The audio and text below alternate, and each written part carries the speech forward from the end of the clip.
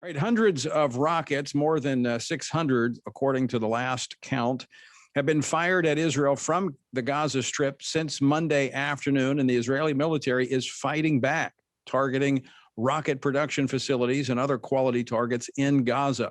With me now to talk about the latest on this developing news story is CBN News Middle East Bureau Chief Chris Mitchell, who's joining us live from Jerusalem. Chris, welcome to the program. Great to be with you, Tony. All right, give us the latest. What are things like right now there in Jerusalem? Well, very tense as you can expect, especially down south. Tel Aviv was hit with about 130 rockets about 9 o'clock local time. That's about 3 hours ago. Earlier today, Ashkelon, most of those, 90% of those were struck down by the Iron Dome anti-missile system, but many have gotten through. 2 have been killed in Ashkelon.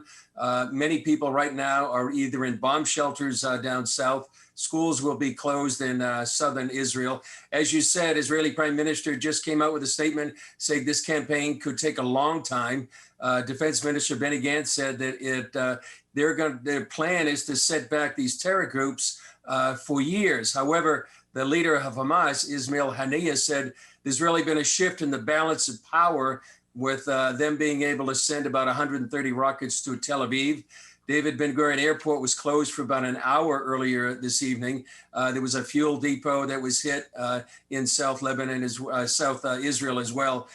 So it's a very, very bitter campaign right now. I haven't seen anything quite like this in a long time. And just yesterday, there were missiles that came near here in Jerusalem. We heard some of these explosions, and sirens were heard here in Jerusalem for the first time since 2014.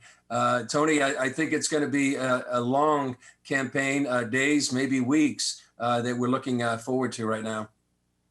You remember, I mentioned 2014. I was there. In fact, I was with you during those attacks in 2014. And I think only 1 or 2 of the rockets were able to reach Jerusalem. Has their capacity increased from Gaza to send rockets further and deeper into Israel? I think so. And I think they seem to be more precise in the kind of rockets they're sending. I haven't heard of many targets like they have this time. They hit a bus in Holon, the fuel depot, as I mentioned, in southern Israel. Also, I had heard from the IDF that some of the rockets have gotten through because they've changed their trajectory. They're going more in a horizontal trajectory as opposed to vertical, so they can avoid the Iron Dome anti-missile system. Now, that's a new development I hadn't heard till today, and that's one reason. In addition, the number of rockets can sometimes overwhelm the Iron Dome anti-missile system. Earlier today, people have been posting videos on Facebook, just incredible sights. Almost looked like Star Wars or a 4th of July celebration with the rockets going up one way, the Iron Dome intercepting them in the other. And this is really that kind of battle in the skies, but it's also a battle over, the future of Israel. Yeah, actually, the screensaver on my phone is one of those pictures that I took from a bomb shelter when I was there in 2014. Obviously, if they are learning how to evade the Iron Dome, it's still reported about 90% effective. That would suggest that they're getting help from someplace to learn how to do that. I don't think that's organic there with the Gaza Strip.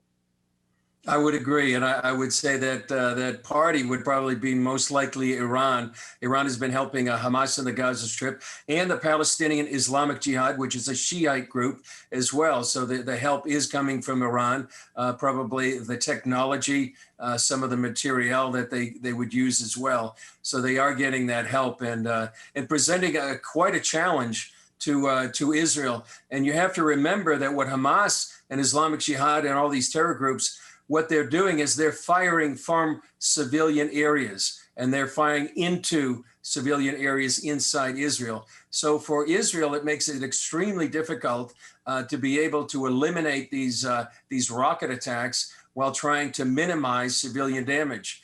Earlier today, they destroyed what they thought was a Hamas stronghold. It was a large hotel. What they did in this instance, as they did in 2014, is sort of a knock on the roof. They actually sent an SMS message to those people, and they said, leave the building, we're going to target it. And that's what Israel does to try to eliminate or try to reduce any collateral damage. They did destroy that building, but before that, they wanted to make sure that there's no one in the building itself.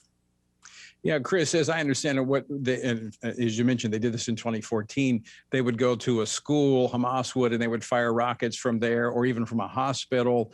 When Israelis would counterattack, of course, they're criticized for hitting these civilian areas, but the same does not apply to Hamas when they drop these rockets on apartment complexes and buses, as you mentioned earlier. So it's like a double standard with the media. Very much so. And in fact, they rejoice when they hit some of these targets within Israel. That's what they want to do. So there's no compunction for them to be able to try to just indiscriminately fire these rockets into civilian areas throughout the South, as far as Tel Aviv, and here in Jerusalem. It's not what they expect in Gaza, though. That's why they use these civilian areas, schools, as you mentioned. Sometimes they can store weapons in mosques or hospitals. And that's just the kind of warfare that Israel is trying to fight and the kind of enemy they're facing. So, Chris Mitchell, let's step back for just a moment. What sparked this latest round of conflict fighting between the Palestinians and the Israeli forces? It's a great question, Tony, and it sort of gets lost in all of the fighting that's going on between hitting Gaza Strip or rockets coming into Israel. It goes back a couple of weeks to a place called Sheikh Jarrah here in Jerusalem. That's a neighborhood where there's been a land dispute about who owns the land. Is it the Arabs that have been living there for the last 65 years? Is it the Jews who owned the property before 1948? There had been a compromise. They had gone to court to try to arrange and settle this dispute. And actually, there was a compromise between the Jews who owned the land and the Arabs who've been living there for decades. What happened about 2 weeks ago is that the Palestinian Authority came in with their own lawyers and just really kind of upset that compromise that had been agreed to between the Jews and Arabs. In fact, earlier today, one of our reporters went to that neighborhood and interviewed one of the Israelis there, and they said everything was fine. The Jews and Arabs, we were getting along fine until the Palestinian Authority came in. And now this Israeli is telling me his Arab friends are saying, we can't be friendly with you, we're being watched. And the whole idea behind this was because Mahmoud Abbas of the Palestinian Authority had canceled elections for the Palestinians. He was afraid he was going to lose. Remember that Mahmoud Abbas is in the 15th year of a 4-year term. So he needed to create a distraction after he canceled these elections. Sheikh Jarrah was just the opportunity he used. So now the foment was, we need to fight against the Jews who are evicting these Arab from their homes for 65 years. And so that's led to the riots. And from what I understand from the sources that I've been talking to that really understand Palestinian politics, is that once these riots began, Abbas's popularity increased. So Hamas wanted to get their own popularity. That's where the rockets came in. It's an unusual situation, but that's the dynamics within the Palestinian politics that have led to the riots and to the rockets. Chris Mitchell, just a couple of minutes left here. This comes at a time of kind of uncertainty in Israeli politics. How's that going to play out? Very much so, because just yesterday they were trying to finalize an agreement between Yair Lapid, who's the head of the Yesh Atid party, and Yamina Naftali Bennett. They were trying to have an agreement with an Islamist Arab party called Ra'am. Now, Yair Lapid has a mandate for 28 days to form a government, and they were going to use this Islamist Arab party as to help them get over the threshold of 61 seats.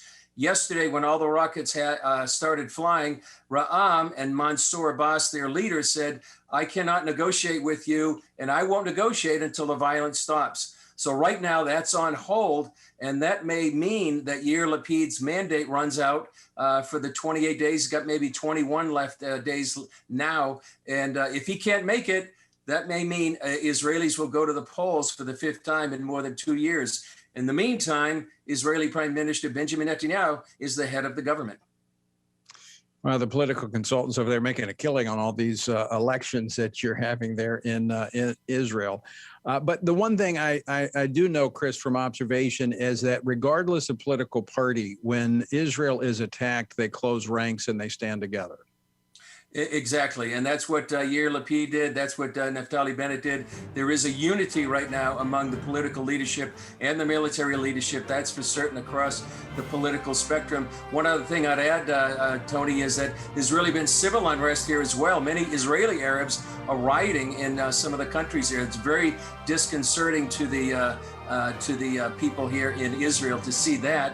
And why a lot of people, and I'm getting text messages from people all over the world, why they're praying for the peace of Jerusalem. Absolutely. And we'll encourage people to do the same. Chris Mitchell, thanks for staying up late at night to join us. And we'll check in with you in a few days to see how things are going. Thanks, Tony. Great to be with you.